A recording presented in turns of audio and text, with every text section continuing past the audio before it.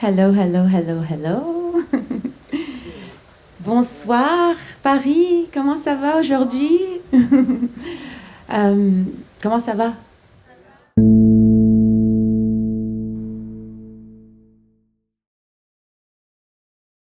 We're so excited to be here. Thank you all for being here. Bonsoir, good evening. I'm going to introduce myself. Maybe some of you don't know what Slow Factory is or Everything is Political. My name is Céline Semran. I'm Lebanese. For the past 2 decades, I've been working at the intersection of fashion, culture, science, and human rights, building cultural infrastructure that connects creativity to systems of impact. So from ethical, lofty ideas of justice to real-world examples. I've collaborated across the largest fashion institutions and global platforms, influencing how the industry approaches sustainability, ethics, and innovation, not only through advocacy, but through education, research, and solutions. Much of my work has focused on the simple belief that fashion is not superficial. Fashion is one of the most powerful cultural forces shaping how societies understand identity, value, and possibility. Over time, that belief expanded because culture does not exist separately from politics, economics, or power. And in 2023, as we witnessed the genocide in Gaza, it became undeniable that culture cannot exist separate from human rights. In moments like these, you either look away or you create new systems. And I chose to create a new system to stay alive. That evolution became Everything is Political. How did our path cross? How did you two meet each other? Well, Samia, you want to talk about your first encounter? Because we said we just met a couple of days ago. And of course, the magazine and everything we want to talk about tonight. But right now, our story is pretty good with Samia, that I call Give a Fuck, because that's where we met. So talk about Give a Fuck. That's how I'm saved in her phone.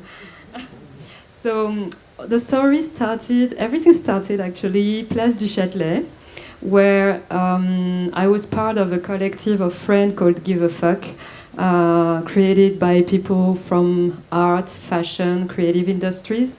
And the purpose of Give a Fuck was, because at that time, it's still the case unfortunately, but we were facing the inaction of the government, facing the climate change, and the regression and the step back and everything. And we wanted to find different ways and new ways to dialogue with them, with the governments, because we were protesting, we were writing letters, we were doing many things. So it was first a way to create new dialogues, trying to be creative on the way we approach the government. And it was also one of the biggest purposes was to raise awareness about the climate emergency to people like us, to the youth, through a more desirable way, I would say, because if you go to protest about climate, we cannot say that it's the most appealing protest we can go. So we found a way to also dialogue with the youth and the people like us through art, through music. And we joined through Give a Fuck. We were organizing Rave for Climate. To join the march, there was the Marche du Siècle in Paris. It was in 2019, I think. And it was the biggest march for climate. And we had this char, I don't know what's the English, the huge truck that you have in Pride, etc., where we had the best DJs of Paris and also from Europe. And this was our collective of people gathering through a common goal and common ambition. And so that's what we were doing. And when we met Michele, we joined forces with the climate, how do we call it? It's non-violent collective of activist Extinction Rebellion. And we joined forces with them because we decided to all block for 1 week La Place du Châtelet. So there were camps, there were activities, there were protests, there were speech during 1 week, day and night. We were some of them, and some of us were staying there, sleeping there, etc. There was des bottes de paille partout.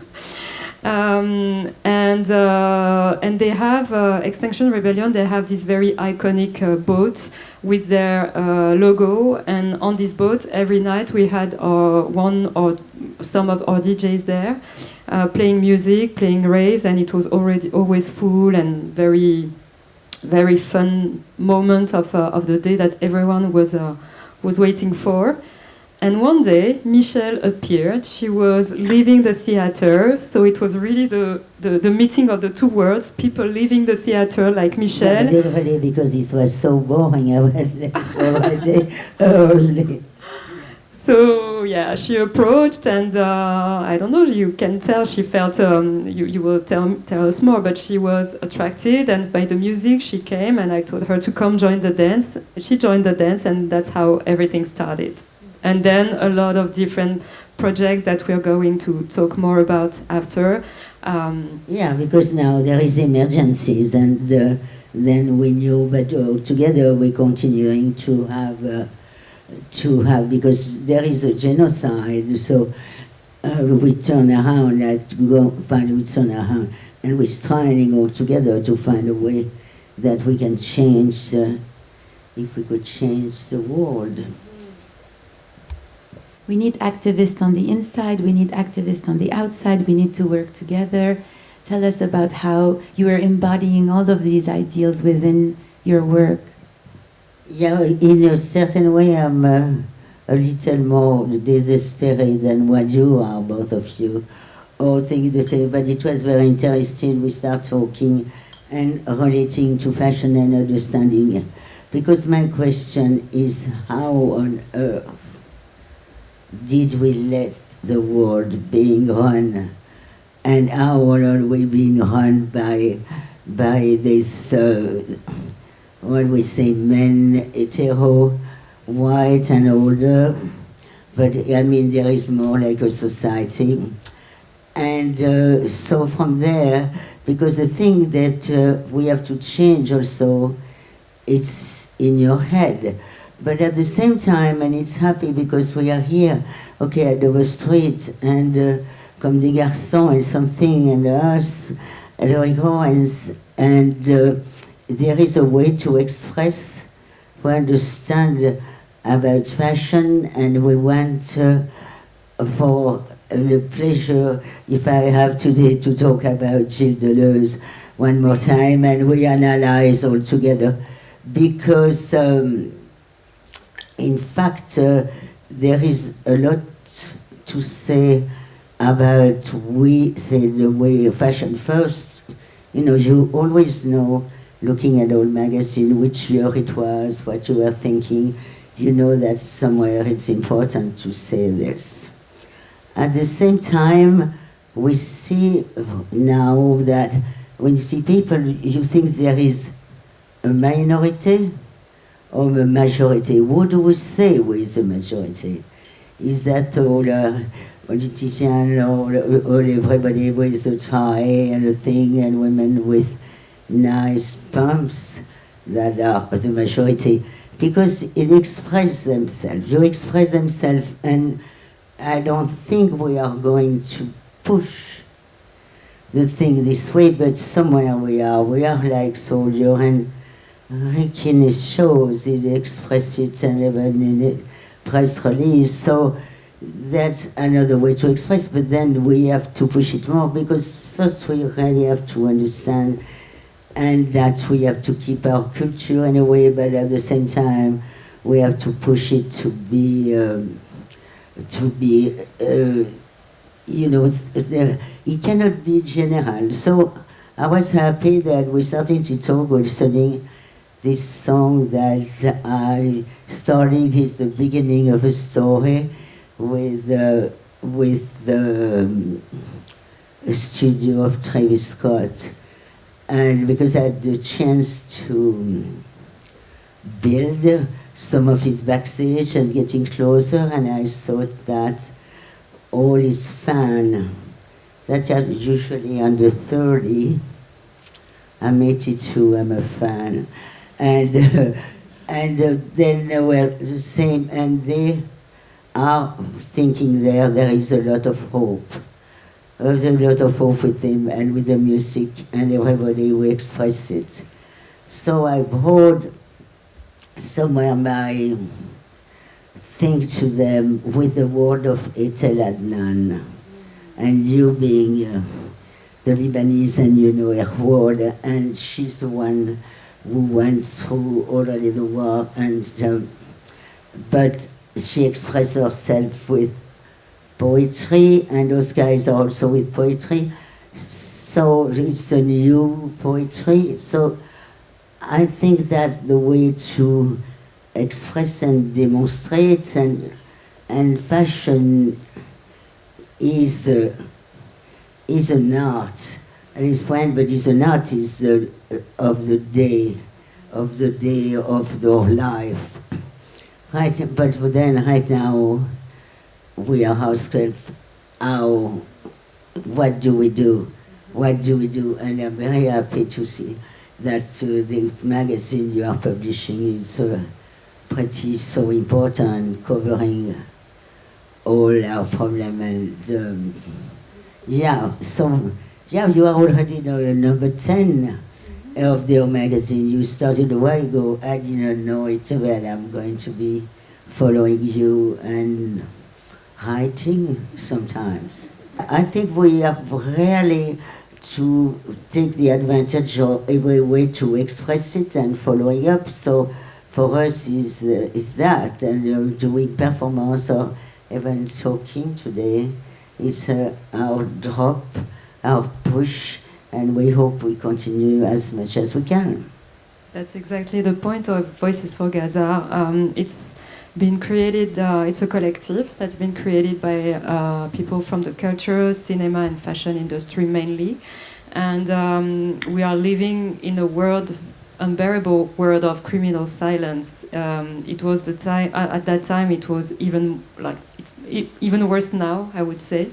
And where the moral is abandoned, where the humanity is in agony, where the suffering of Palestinians are unbearable, but their screams are inaudible still today. So Voices for Gaza was a platform online for the one who haven't seen it.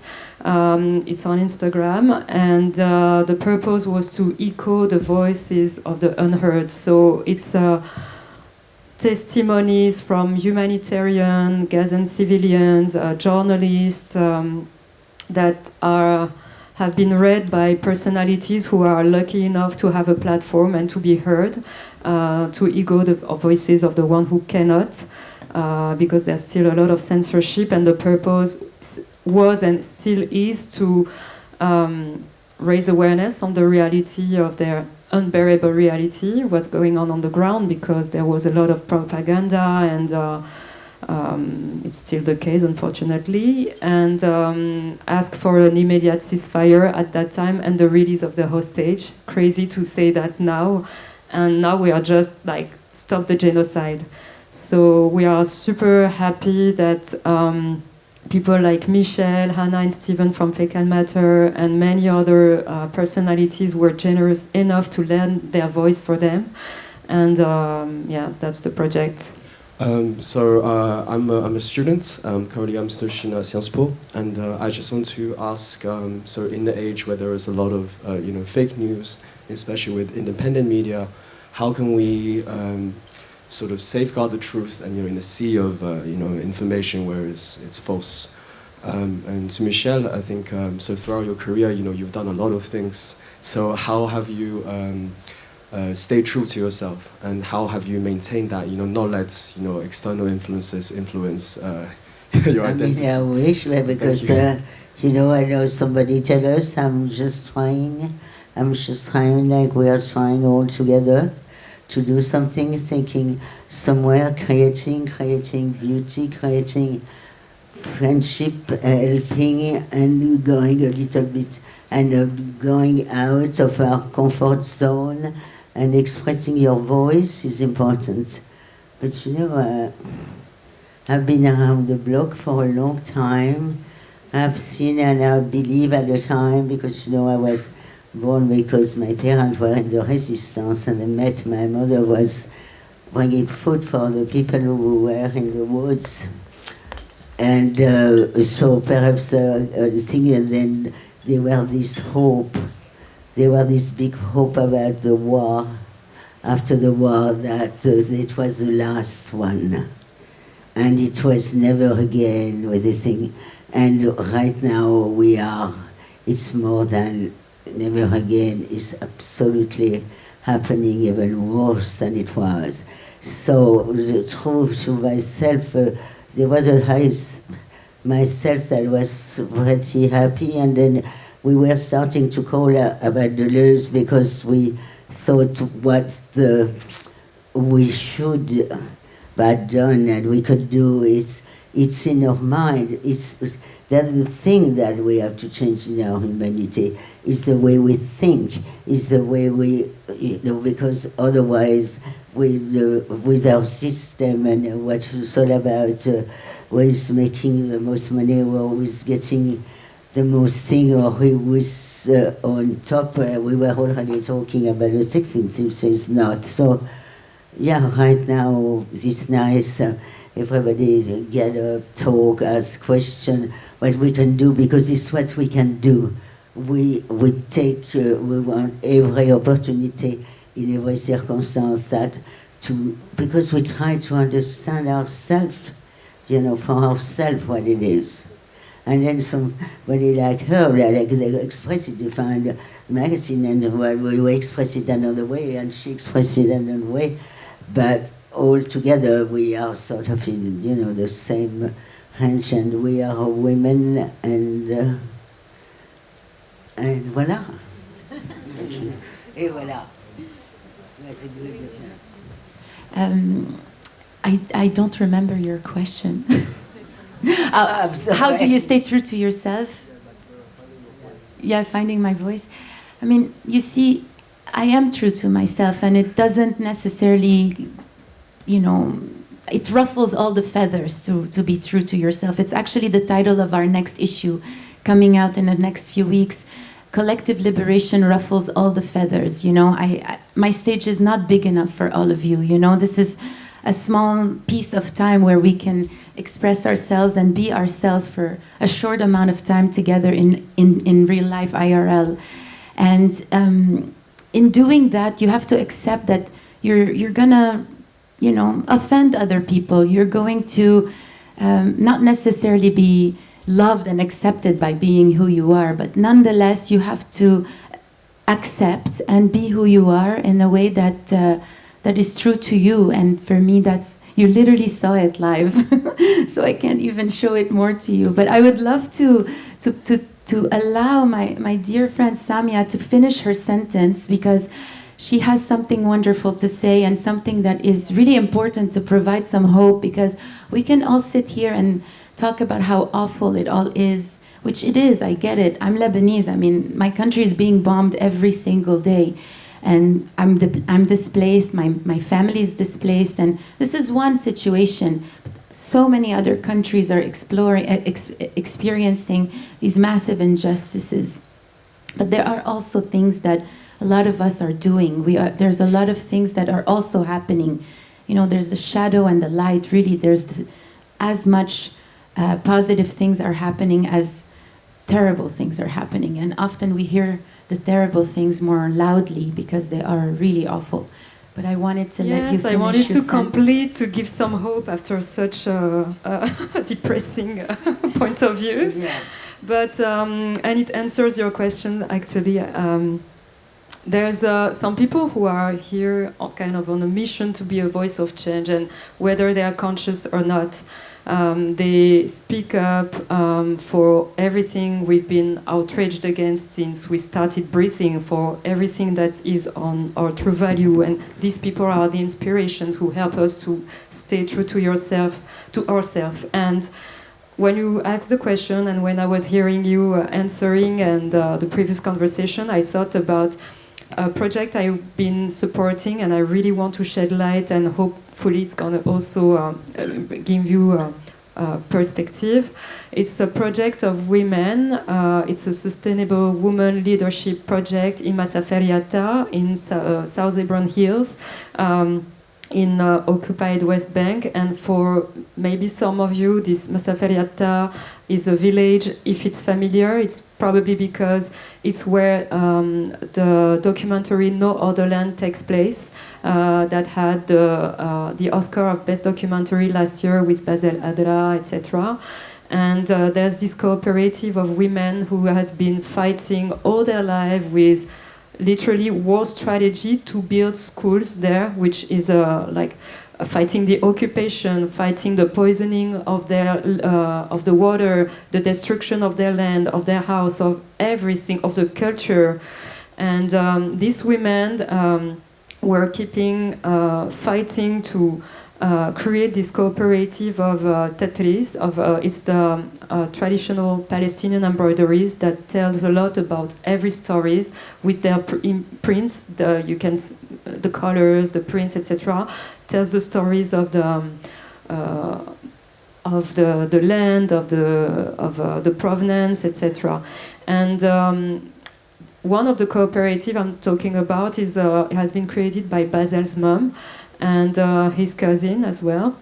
It's only woman-led, woman-owned, etc. And the purpose is, now today they are working with a brand of sneakers called Resolute, and it's sold all over the world. And on those sneakers you have those tattoos imprinted and then in it. And the sneakers actually is just an excuse to raise awareness on the reality of what they are living there, and also to communicate about the culture, the plurality of the Palestinian culture, and stop dehumanize them. And because Palestine is way more than just bombings and occupations, etc. They have a strong culture, and it's a story of cultural resistance. It's really beautiful, and these women are really inspiring.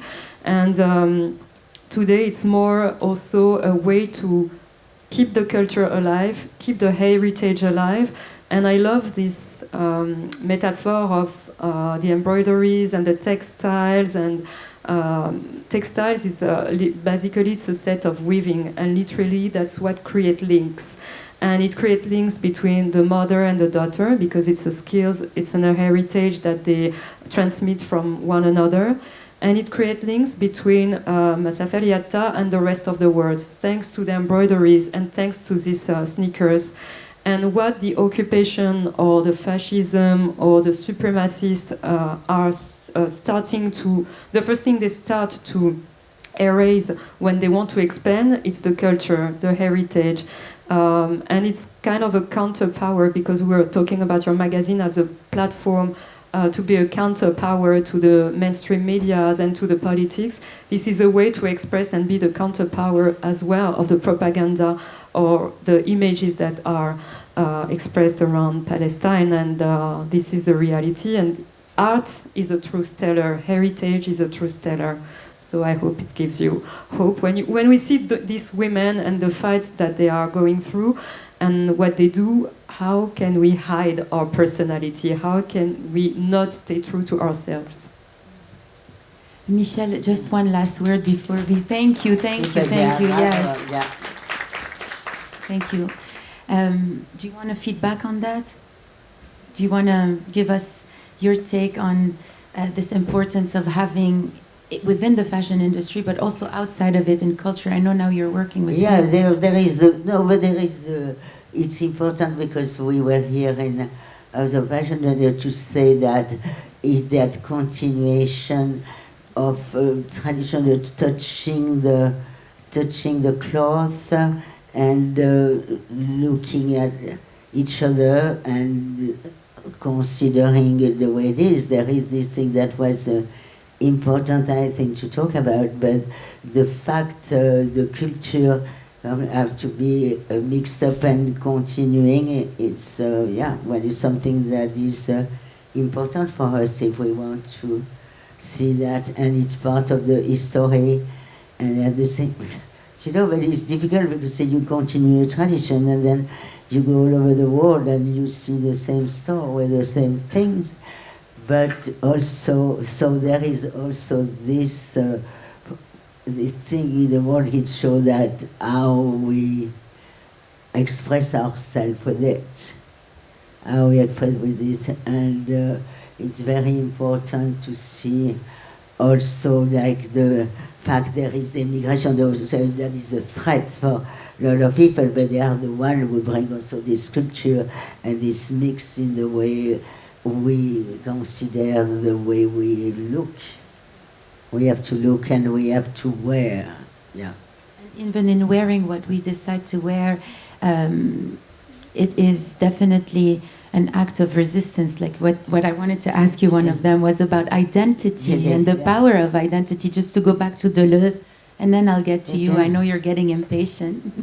Okay, so okay. Bonjour, excusez-moi. En fait, moi, je voulais juste vous demander si vous pouvez traduire de temps en temps en français, puisque j'ai du mal à comprendre l'anglais. C'est tout, c'était juste pour vous dire ça. Je suis désolée. Et ça a l'air vraiment intéressant ce que vous dites. Enfin, le sujet m'a intéressée. C'était cool, mais j'ai rien compris. Désolée. En gros, je vous ai demandé si vous pouvez traduire de temps en temps en français, parce que j'ai du mal à comprendre l'anglais. Ah, d'accord. Ok. Désolée. Ok, merci. Voilà, c'était juste pour vous dire ça. Non, c'est pas dérangé, mais quand on a posé la question au départ, on s'était dit c'était ça, donc il fallait déjà répéter, mais on aurait dû faire l'un et l'autre. Donc on continue en français, en anglais, je sais plus. Le public, il est en feu aujourd'hui, ça doit être l'éclipse, je sais pas. C'est comme ça en France d'habitude, je sais pas. Nous à New York, on l'attend, on prend le temps de parler. Vous êtes venus nous écouter, mais bon, ok, allez-y. Il y a une question. Yeah, so fashion is art and art is political. So I was wondering, why is it so hard for the fashion industry and for a few brands to position themselves on difficult matters such as police brutality and also their oppression against some minorities in the society? Alors, la mode est politique et tout est politique. Comment on fait pour que les marques de mode puissent prendre plus d'action, en fait, pour qu'ils soient plus engagés avec ce qui se passe, surtout au niveau de la violence envers des policiers, etc. C'est ça, donc voilà, pour vous, on va petite heure de... Mais pourquoi l'industrie est-elle si apolitical en anglais? Ils refusent de faire... Parce qu'en vrai, c'est très politique. Mais oui, de toute façon, d'être... Une grande maison de luxe, pourquoi ils disent rien? Et la mode, de vouloir être politique. neutral, c'est d'être avec le système. Ça ne marche pas du tout. Non, au contraire. Donc, c'est difficile de... À ce point-là, quand on dit les brands, les marques... c'est pas vraiment ça la question, bien sûr, c'est de tous nos systèmes de cette façon qui s'expriment. Donc ça doit être les créateurs justement comme ça, ou les gens comme ça qui l'expriment et qui après se distribuent d'une certaine façon, puisque maintenant c'est comme ça, mais c'est de là que ça commence. Parce que prendre une position, jusqu'à présent on voit pas beaucoup... Personne n'a pris de position. Sauf pour l'Ukraine, sauf pour Black Lives Matter. Mais quand les gens prennent une position, ils se font sanctionner, ils perdent leur contrat, ils perdent leur position en quelque sorte. Ça dépend, c'est-à-dire qu'il y a des fois où quand on voit que les célébrités ou les brands, ils font un statement politique, ils perdent quelque chose. Oui, non, mais je veux dire, à ce point-là, on peut vraiment le faire. Regarde les articles comme Marc Ruffalo, Xavier Bardem dans le cinéma. Oui, peut-être qu'ils vont faire, mais tous ces gens et tous ces ça, on serait très bien que je dis, on va gagner. On va peut-être pas gagner ma génération, mais et ça commence tout le temps. Ça commence avec avec les jeunes, ça commence avec la musique, ça commence avec les créateurs. Je sais qu'on le fait, qu'ils se promènent d'une certaine façon. En ce moment, évidemment, pour se battre et se faire les moyens, c'est super dangereux. Mais c'est pas une raison de ne pas le dire, de ne pas le faire. Non, pas du tout.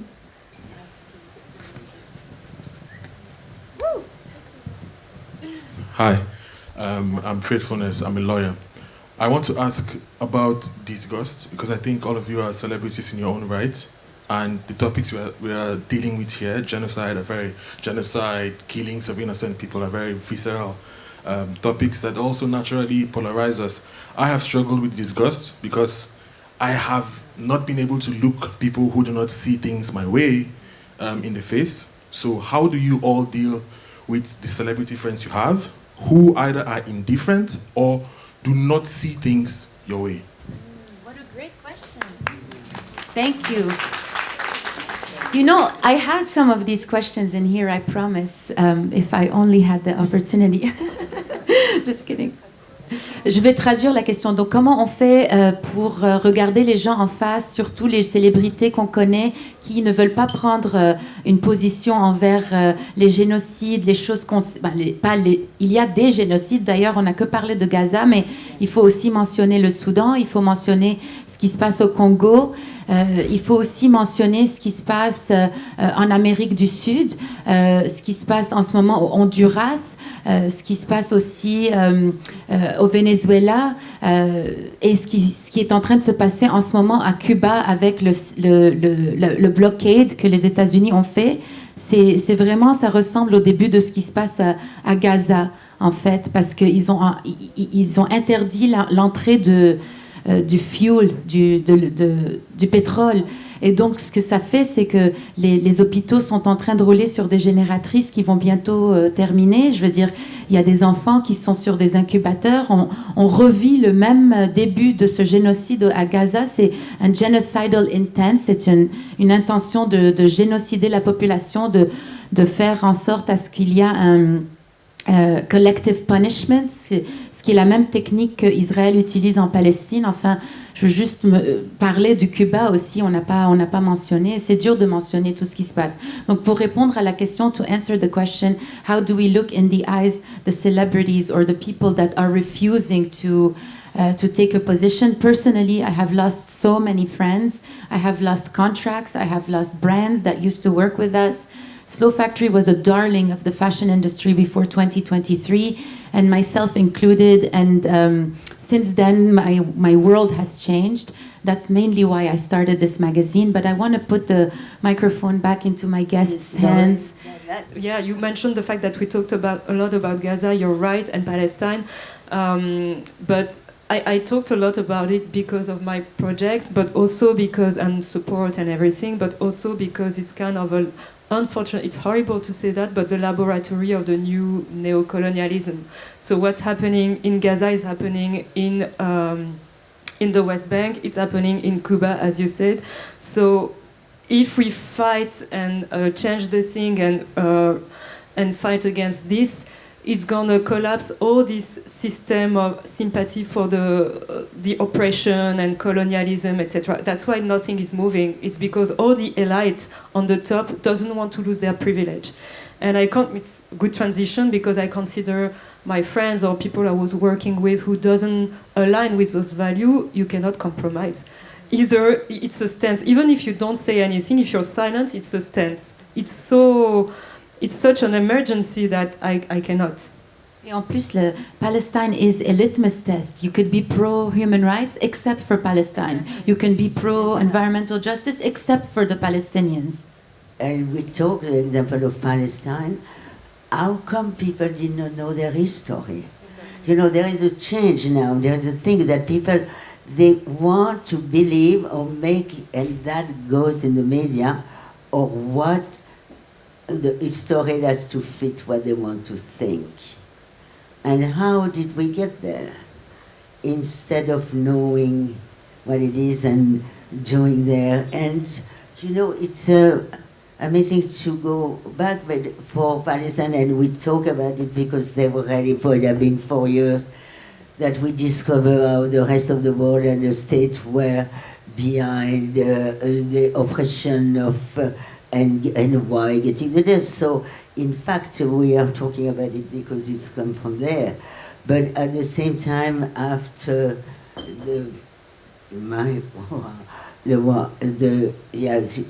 everybody, when the thing was signed, knew it was going to be this, what is coming now. And I was saying at the beginning how there was nobody to us, but another world to react to this. How did we wait it? Because we are all trying to make everything on life and living this, for later. So.